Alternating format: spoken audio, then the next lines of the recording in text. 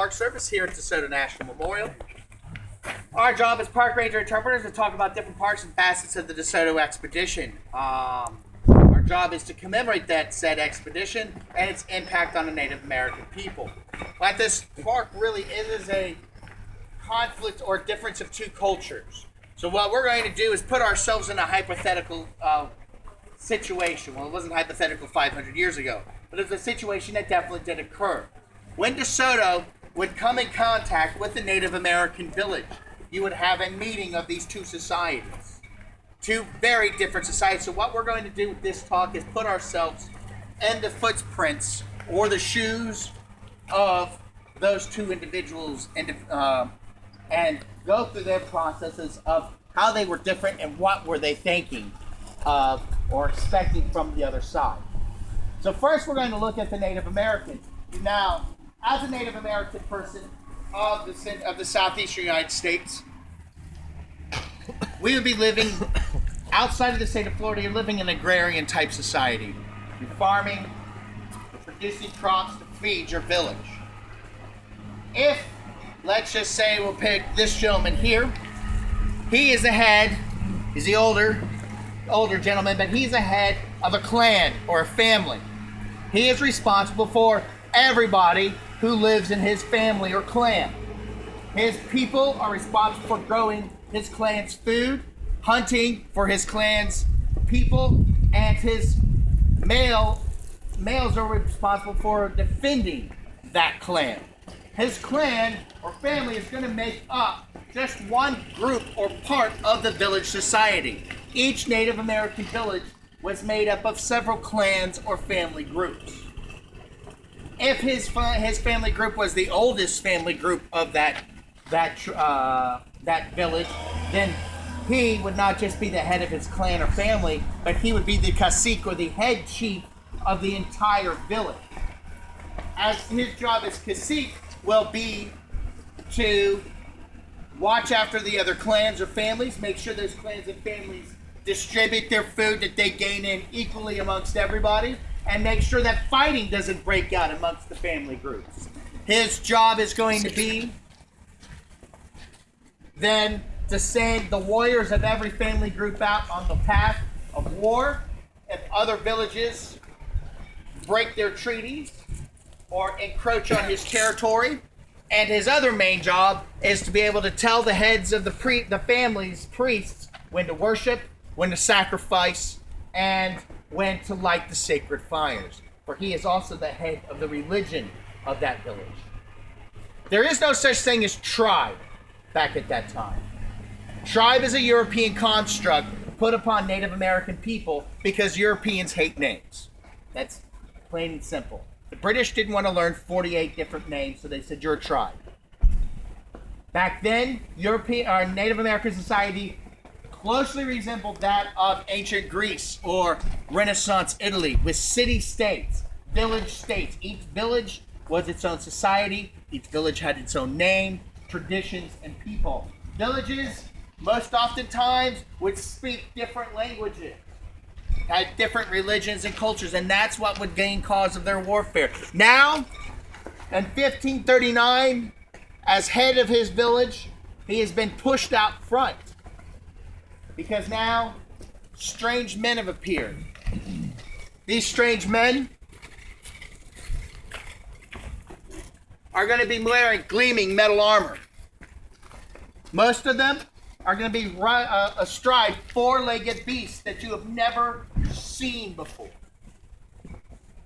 Some people are whispering, are these men gods? DeSoto, the European, is going to have a little scrawny, middle-aged man be pushed out who can speak one dialect of language you might know. So you're going to communicate with this god on a horse or beast with metal armor. This man, this god on his horse, is now going to tell you, by the way, these lands that you live on are no longer yours. That's kind of like somebody knocking on the door of your house and saying, hey, you no longer live here, get out.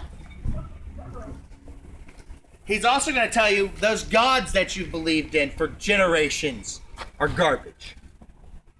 You are now going to follow a man who lives across the oceans. He's going to tell you what to do. And I am his representative. And what you're going to do is this. You're going to give me and my 1,000 friends behind me a place to stay. You're going to feed us out of your crops and your stores, even though I'm not a member of your village. And I'm going to take about 100 to 150 of your men and women to work for us. And if you don't, here's your choices. Choice number one. You say, sure, okay, you betcha. And everything will be copacetic. We'll take our 150 men and women. We'll take our food. We'll stay in your lands for a little while, and then we'll move along. Or choice number two. You say no. Then those 600 of those 1,000 men, women, and children behind me, armed with the best and brightest weapons of Europe, are going to descend upon you. We're going to kill you and every other male in your village, and then we're going to rape and enslave your women and children. And guess whose fault it's going to be? Yours. So, what choice are you going to make? A or B? There we go. That's what the Native American faces. Now we're going to put our shoes into that of the European, the conquistador. It's not a very popular set of shoes, but we have to understand here at Desoto National Memorial what drove these people. Because now we're looking at a European. A European standing behind Desoto is going to think this way. I come from a place that, in modern terms, would be described as hell to you people. Europe of the 16th century is not the place you would want to be. The weather's getting cold. If you were a farmer, then your crops are starting to die. That noble that lives in the land on the castle just up the hill from you is now demanding 70 to 80% of your crops. I no longer have enough food to feed my family. He goes, tough, you can boil your shoes. If you were a blacksmith in a community, a village community out there in the countryside, about 4 weeks ago, an army passed through your town. This army is flying an odd flag with a cross on it. They look at you and probably in German spit out, "What God do you follow?" You say, "I followed the Church of Rome my entire life." And then they systematically start to beat, drag people out of their homes, and burn them. Because you are not Protestant. And if you were Protestant and a papist army walks through, you can expect the same. So now you have political and religious upheaval that you have to look forward to. So if you leave your house and your home and you now go to live in a city, where are you going to find work? As an unemployed blacksmith, I can possibly find work at a forge, but then I got to start all over again. If I have no other discernible skills of the city, then I'm going to have to beg for my food. Or I'm going to have to pick up a weapon and become a mercenary soldier, selling my soul and my life for hire for anybody who will pay that amount. Or I can give it all up and work on a ship. Now I can then travel the world, but then I'm susceptible to disease. I can bring in and become a carrier of Black Death that can wipe out entire villages. And if I'm bringing my family into the city, I can look forward to those very same illnesses wiping them out if fire in the city doesn't kill them first. So then I decided one day that this Hernando Desoto, this hero, this man who has come from nothing, who made a vast fortune in the New World, is saying, hey, come with me and we will colonize and take over a new land. And in those colonies, as a poor unemployed blacksmith, you can find work. If you're good with a sword, you can earn your weight in gold. And if you're good with thread and needle, you can gain ground floor in a new colony and a new life. So these people are going to do that. Now you're looking at this Native American. This is the guy who's going to give you food. and by all rights and purposes, DeSoto has a piece of paper from the monarch, the Holy Roman Emperor, a man who controls 1/3 of Europe, has given him a piece of paper that says that all lands of Florida are his, and DeSoto is his representative. So now when he's telling this native, these lands are ours, you believe it, because this land, that piece of land over there looks pretty good. I can carve out a place to live there. And if those natives decide to revolt against us, then by all means, I will fight them to the death so that I can have a new way of life and I can bring over my wife and children later. So there are two sides to this story. Both sides, who's right and who's wrong? Well, the natives are fighting for their very existence. They're fighting for the very land that they occupy. The Europeans are fighting for a new way of life, something better than where they come from. DeSoto's expedition is going to rub up against different cultures. Most times, nothing will happen. They'll choose choice A. Other times, the natives will choose choice B, and there will be open warfare that will turn bad for the native. At the end of 4 years and 4,000 miles, DeSoto's expedition ultimately fails. Those people that come along to try to gain something from Hernando de Soto ultimately get nothing except death, exhaustion, and bankruptcy.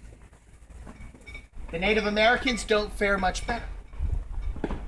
Those that do survive the expedition will return home, but they'll start to get sick, and that illness will spread throughout the village. Those whose chiefs were captured and disgraced now have lost faith in your chiefs, your clan leaders, and the political instability created will cause your village to be conquered or taken over by one of your neighbors who believe now that their chief is nothing. And then ultimately, these little things will start showing up in our woods. They'll start rooting up our crops. And when we try to corral them in to our village, these little things, they do produce very often. They are good eating. But then all of a sudden, my entire village gets sick due to them. All of a sudden, within 2 weeks, my village of 150 people, me and you are it. What do? Everybody's sick. They're throwing up. They have high fevers. They're dying in the store. Well, let's leave. Let's get out of there. And then what happens is we wander the countryside and we made 2 other survivors, 3 to 4 other survivors, 5 to 6 other survivors. We form now new family groups, new tribes, not as plentiful as we had before, but now we have new groups. And those new groups will call themselves Cherokee, Seminole, Choctaw, PD, Guam. Now you'll have the introduction of the historic age. People will continue to thrive. People will continue to survive. And that is the true legacy of this expedition. Well, we always like to end our program with a bang. Dun-dun-dun-dun-dun. So in that bang, we will talk about one of the main weapons that were brought on, one of the game changers. Why did DeSoto convince those natives sometimes to choose option A? Well, you would choose option A easily if you convinced that the man that's offering you that option is a god. And how did DeSoto do that? He used a very miraculous handy-dandy weapon called the gun. Whoa. The guns were, back then, still very crude. The arquebus is one of the first mechanical weapons being used in Europe at that time, firearm. Before that, guns were pretty much little gun tubes or a tube on a stick.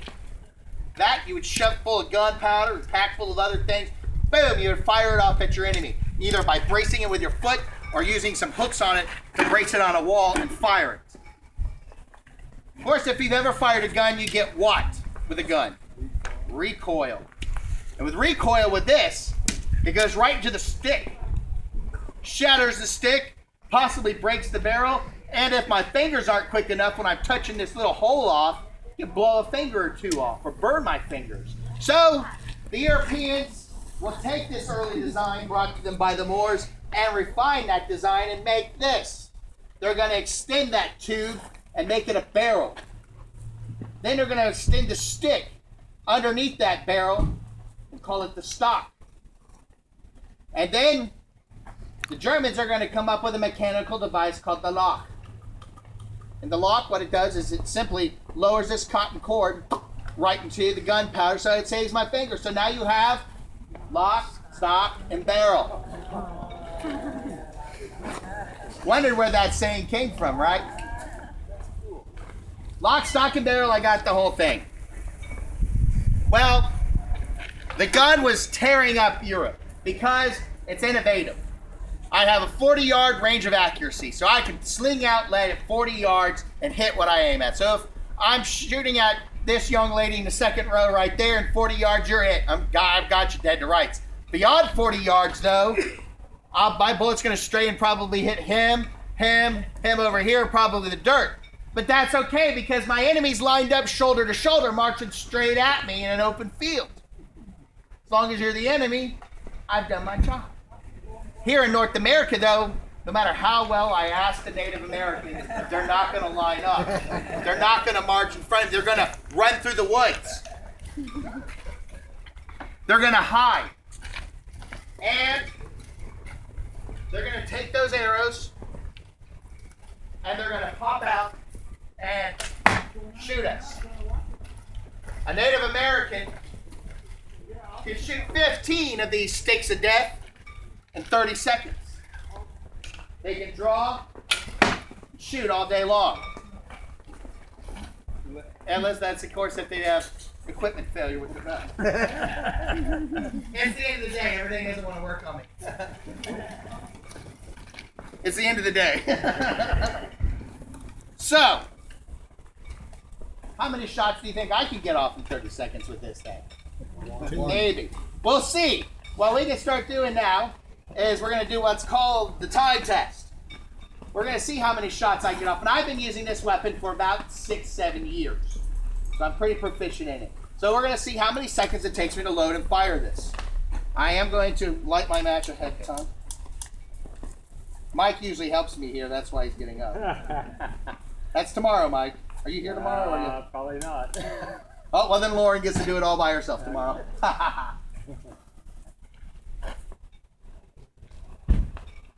An arquebusier at the time would carry or would have their lit match cord with them.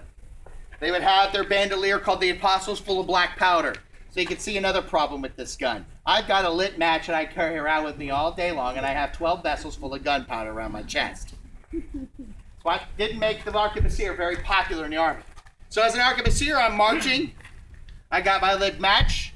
I'm ready for danger. And all of a sudden, oh, I hear natives. 15 arrows start flying out of the woods at me. So, go. 1 Mississippi. 2 Mississippi. 3 Mississippi. 4 Mississippi. 5 Mississippi. 6 Mississippi. 7 Mississippi. 8 Mississippi. 9 Mississippi. 10 Mississippi. 11 Mississippi. 12 Mississippi. 13 Mississippi. 14 Mississippi. 15 Mississippi. 16 Mississippi. 17 Mississippi. You want to cover your ears? 18 Mississippi. Hey, Freddie! Cover your 19 ears! Mississippi. 20 Mississippi. Where you going? Oh! There we go.